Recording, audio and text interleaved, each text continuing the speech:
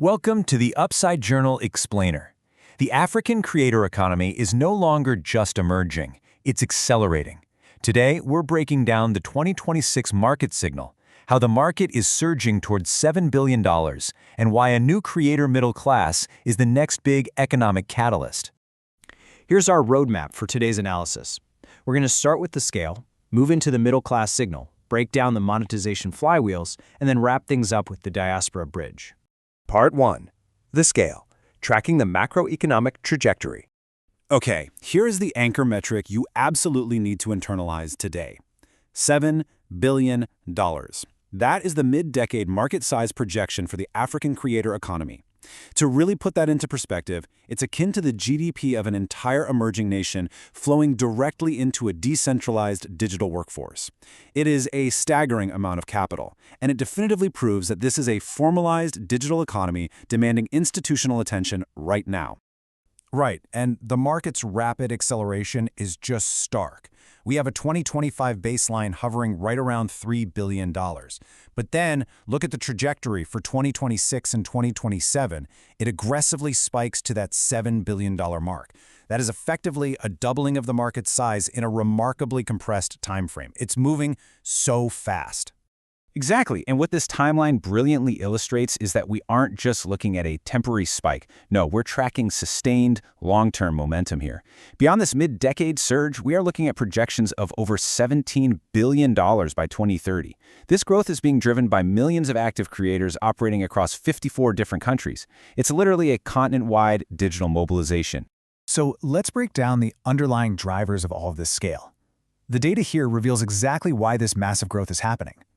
We're seeing Nigeria, South Africa, Kenya, and Egypt acting as our leading market anchors, with East Africa showing the absolute fastest localized growth.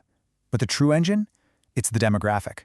We're talking about a highly engaged, mobile-first audience where over 60% are under 25 years old, and they are spending 4 to 5 heavy hours every single day on digital platforms. Part 2. The middle class signal, from side hustle to scalable business. Now, to truly understand this new economic tier, we first have to address the existing monetization gap. Currently, roughly 60% of creators across the continent are still earning under $100 a month. Yeah, it's a tough metric that highlights the real friction in the market, but it also pinpoints the exact pain point that top performers are actively solving.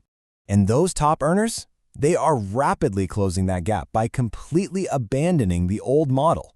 The traditional approach of relying on highly volatile ad revenue payouts basically keeps creators trapped in a precarious side hustle state.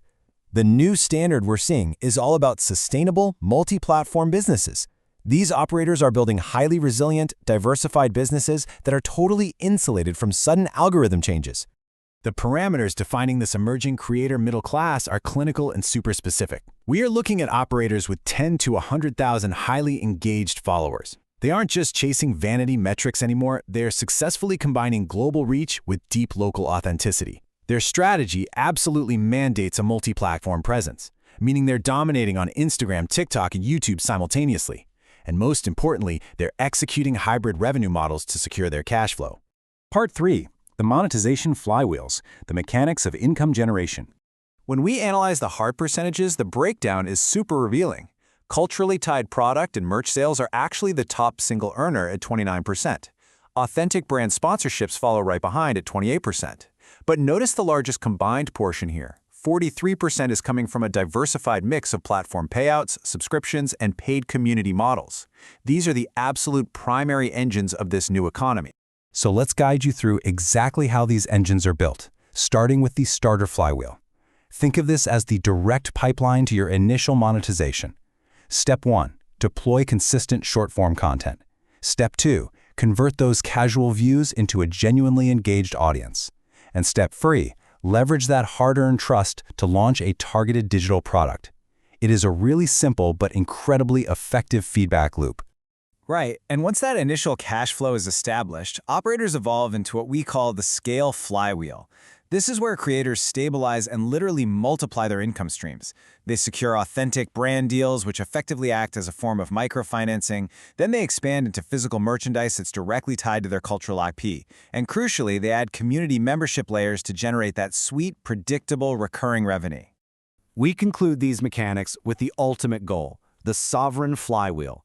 This is the state where operators establish complete audience ownership. They are completely bypassing the traditional gatekeepers. They deeply develop their unique cultural intellectual property, and they actively transition their audience to community-owned platforms. This is the moment a creator transforms into an undeniable institution. Part 4. The Diaspora Bridge. Unlocking cross-border expansion. Let's define this concept precisely, because it's a real game changer. The diaspora bridge is the cultural and economic connection where global audiences are actively willing to pay a premium for authentic African storytelling and content. This bridge is the exact reason why global brands and diaspora operators are gaining such immense value right now. They're effectively tapping into highly lucrative dual audiences. And the technical enablers making this bridge a reality are vital to understand. We're seeing sophisticated dual audience targeting, creators engaging both their local base and the global diaspora. But the true catalyst here, improved payment infrastructure. Platforms like Flutterwave and Paystack are finally unlocking frictionless international transactions. This ensures smoother capital flows and is directly enabling truly premium cross-border revenue generation. Summarizing the actionable playbook for operators based on all this data, you absolutely must prioritize multi-platform direct monetization. Don't rely on a single channel. Build in public to foster deep community trust, and aggressively track emerging funding pathways. The clinical need here is obvious. Diversify your revenue streams and secure absolute audience ownership. The stakes for the remainder of this decade are incredibly high. Based on these undeniable 2026 metrics, this sums up the landscape perfectly. Those who master sustainable monetization flywheels will define the next decade of African creative influence. It is no longer just about going viral, guys. It is about building resilient digital infrastructure. So we leave you with this question. What monetization strategy is working best for you in 2026? Data doesn't lie. The monetization gap is closing. If you are a creator, brand, or investor, subscribe to the Upside Journal to track these metrics weekly. Read the full market signal at theupsidejournal.com. See you in the next daily drop.